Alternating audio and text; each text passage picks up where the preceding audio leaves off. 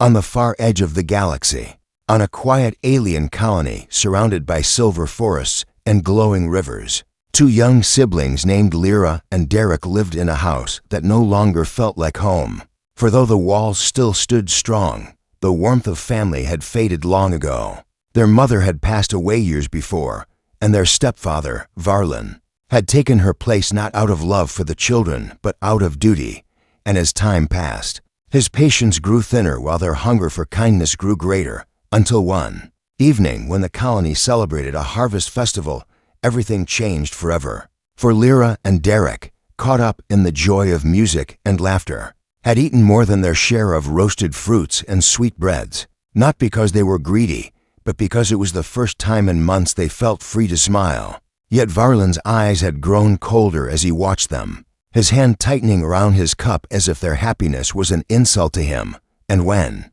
they returned home with glowing faces and full stomachs, his voice cracked through the silence like a blade, accusing them of being wasteful and unworthy, words that struck harder than any blow. And though the children tried to explain that they had only wanted to enjoy the celebration, he would not listen, instead pacing the room with sharp movements, muttering that he had carried a burden too long, that he had no reason to keep feeding mouths that gave him nothing in return. And when he left them that night in their small shared room, Lyra clutched her brother's hand tightly, whispering that he could not truly mean it, that he would calm down by morning. But in the deepest part of her heart she feared that he would not, and the fear proved true. For at dawn the sound of boots echoed on the wooden floor, bags rustled, and the door slammed harder than ever before. And when the siblings rushed out, they saw Varlin standing by the threshold with a pack slung across his shoulder, his eyes sharp and distant as he declared he was leaving, that they were old enough to fend for themselves, that he owed them nothing. And before they could even beg him to stay, he turned and walked down the dirt path without looking back, his figure shrinking against the horizon until it was nothing but a shadow swallowed by mist. And in that silence the house felt heavier than stone, the children frozen in disbelief, unable to cry at first because the truth was too sharp to accept. But when the first tear fell, it broke both their walls, and they wept together until the light of day turned into the pale glow of evening. Their minds tangled with questions. How could someone who promised their mother to protect them throw them aside like broken tools? How could they survive now with no guidance? No one to teach them how to trade in the markets or defend themselves against strangers. And as the night deepened, every sound outside seemed louder. Every gust of wind carried the weight of danger, and though the colony was safe, in their hearts the world felt hostile, for without family, even the safest home becomes a lonely prison. Yet in that darkness something else stirred, a whisper carried among the villagers, a rumor of a human traveler who had come to the colony not long ago. A man from a faraway star who walked with a quiet strength and spoke little, but always with honesty. And though the children did not yet know his name, the very mention of him seemed to light a fragile spark in their minds. For if stories could be trusted, this human was unlike anyone they had known, kind when others were indifferent, steady when others faltered. And though Lyra wiped her tears and told herself that strangers could not fix what was broken, deep inside she wondered if perhaps fate had placed this traveler near them for a reason, if perhaps their lives were about to change in a way neither of them could yet imagine, for abandonment was only the beginning, and the true story had only just begun. The days after Varlin's departure were heavy with silence, and though Lyra and Derek tried to act strong, their empty pantry and lonely evenings pressed down on them like a weight too large for their small shoulders. And so one morning they gathered what little courage they had, and walked into the bustling marketplace, hoping to trade a few broken tools for food. Yet every step reminded them that they were alone, for merchants who once greeted their stepfather with forced respect now glanced at the children with pity or indifference, offering them only scraps that could not fill their hunger. And as the sun climbed higher, the world seemed to blur with noise and color, until suddenly, through the crowd, a figure stood out, taller than most,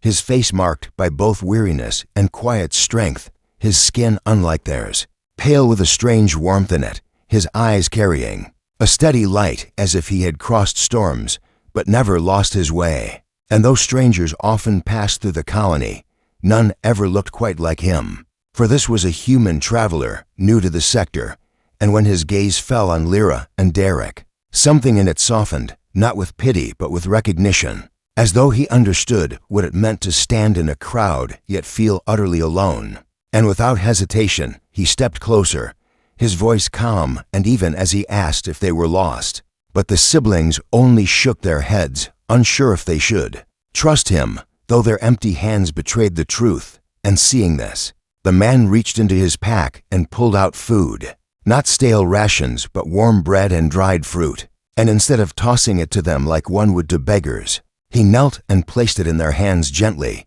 as though offering a gift to equals. A gesture so simple yet so rare, that it stunned them into silence, and while they ate with trembling gratitude, he asked nothing of them, only watching with the quiet patience of someone who had seen hardship himself. And though Lyra wanted to ask why a stranger would care, the words caught in her throat, for she remembered how her stepfather always reminded them of how much food they consumed, how much of a burden they were, and here stood a man who gave without complaint. And as they finished, Derek dared to whisper a thank you, his voice shaking, and the man only smiled, introducing himself as Kale, a wanderer who had left Earth long ago to explore new stars. And though he did not explain why he was on their colony, he seemed in no rush to leave, for he asked them where their family was, and the question made Lyra freeze, her heart racing with shame until she admitted that their stepfather had left them, her words spilling out in a low rush.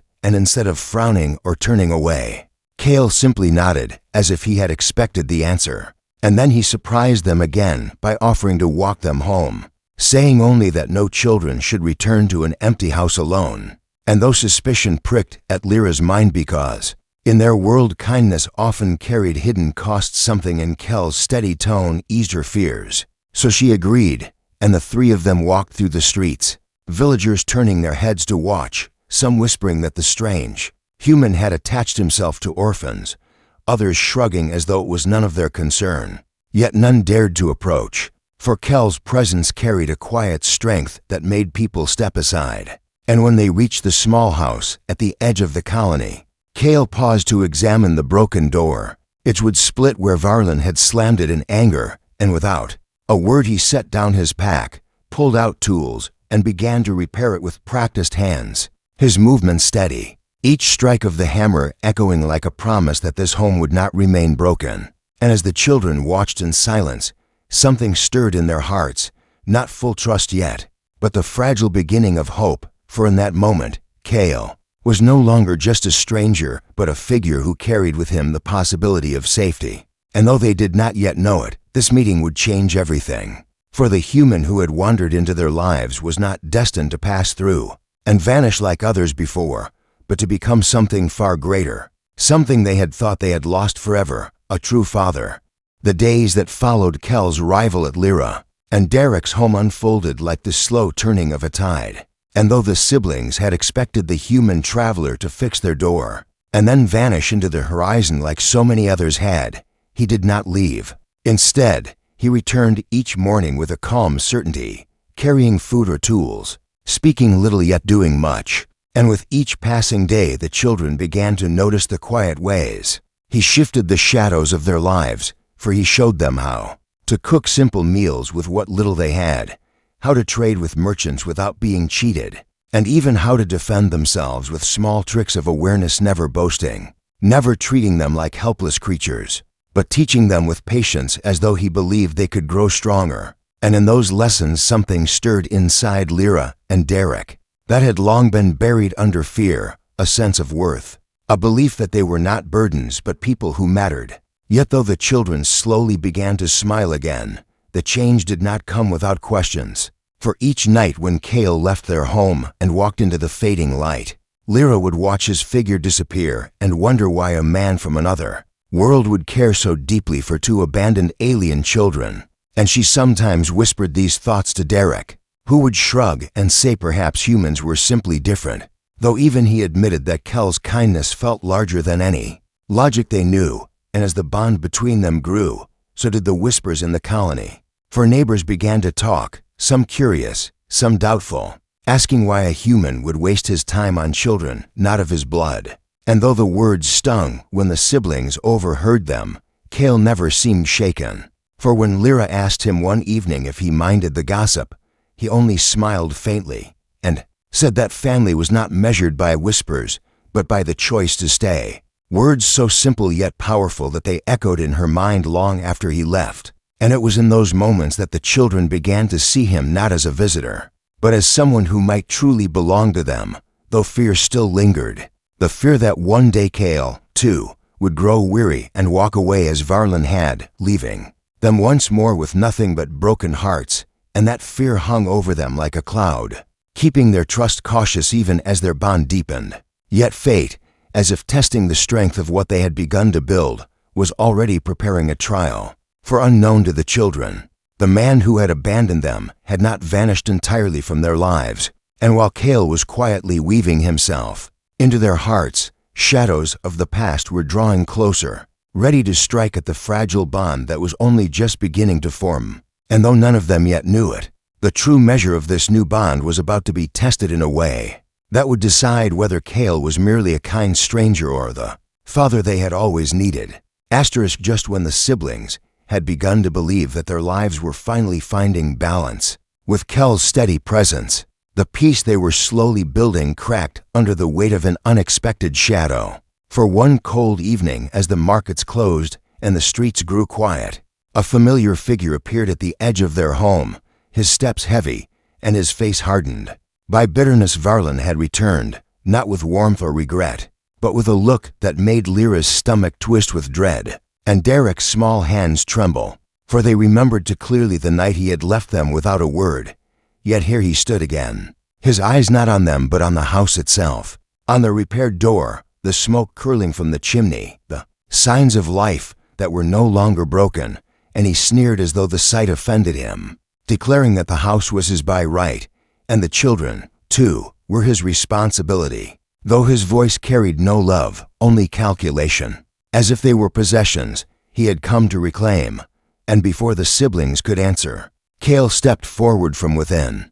his tall frame casting a shadow in the doorway, his expression calm, but his presence firm, and when Varlin saw him, he laughed bitterly, asking why a human would involve himself in matters that were not his concern. Yet Cale did not argue or shout. He simply said that the children were not abandoned anymore, and that they would not be forced back into the hands of someone who had already walked away. Words that made Varlin's face tighten with anger, for he had expected fear, not defiance, and though he blustered with threats, Kel's silence was more powerful than any shouted command, his stillness carrying a weight that made even Varlin hesitate. And in that pause, the siblings felt something they had never felt before when facing their stepfather: safety, not because danger had vanished, but because someone finally stood between them and the storm. Yet Varlin was not finished, for he snarled that he would return with the colony council, that he would prove he had legal claim over the children,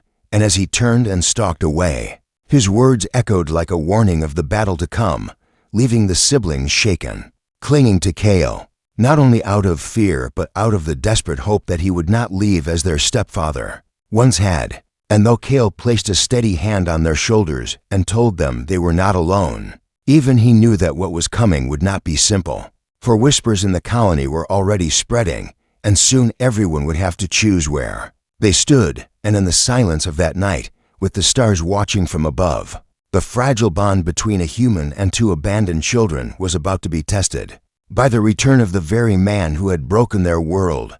The very next day, the whispers Varlin had promised turned into reality, for as the morning sun lit the colony square, Cale walked with Lyra and Derek to the market only to find the council already gathered, their tall figures robed in pale cloth, their voices low but sharp as they discussed matters of guardianship. And when Varlin appeared among them with a face painted in false sorrow, pretending to be the grieving stepfather who had returned for the sake of duty, many in the crowd nodded as though they believed his act, while others glanced uneasily toward the children clinging to Kel's side. And soon the council called for a hearing, demanding both sides speak, their words echoing through the hall, where disputes were settled. And in that heavy room, Varlin told his story, twisting truths until they resembled lies dressed in noble clothing, saying he had left only to seek work, that he had returned to find his stepchildren taken by a wandering human, with no right to claim them,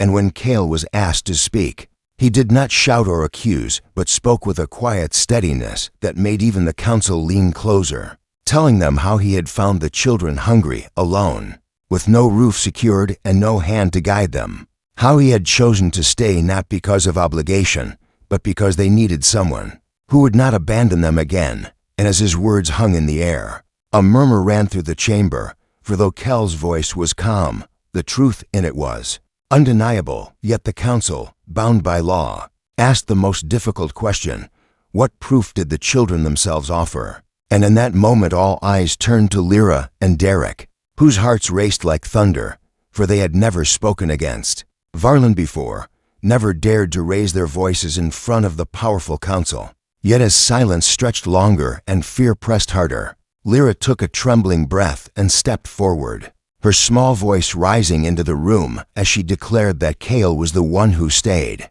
that he was the one who taught them, protected them, and gave them food without asking for anything, while Varlin had left them in the dark without care. Her words so raw that even the council seemed shaken, and when Derek added his own voice, saying that Cale was their true father even if no law admitted it, a hush fell over the crowd, for children were known to speak with honesty when adults cloaked themselves in falsehood. And though Varlin's face burned with anger, his threats faltering, the decision was not made that day, for the council declared they would consider all they had heard and return with judgment at dawn, leaving Cale, Lyra, and Derek to walk out of the chamber under a storm of stares, some supportive, others doubtful, but all filled with the knowledge that the test of loyalty was not yet over. And as night descended upon the colony, the three sat together in silence, their hearts tied together by fear and hope, waiting to see if love could truly outweigh the weight of law. The dawn came heavy with silence,